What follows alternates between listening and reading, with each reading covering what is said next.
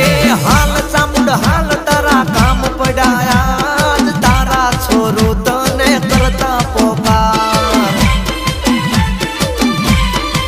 માં તું સિંહે સવારી માં ચોટીલે બેહનારી માં બે મુખ વાળી પાપીઓને મારનારી પરમાણ આપનારી બેઠી તું બિરદાડી મારી ચામુંડ સરકાર એના છોરુડાની રાખતી માલા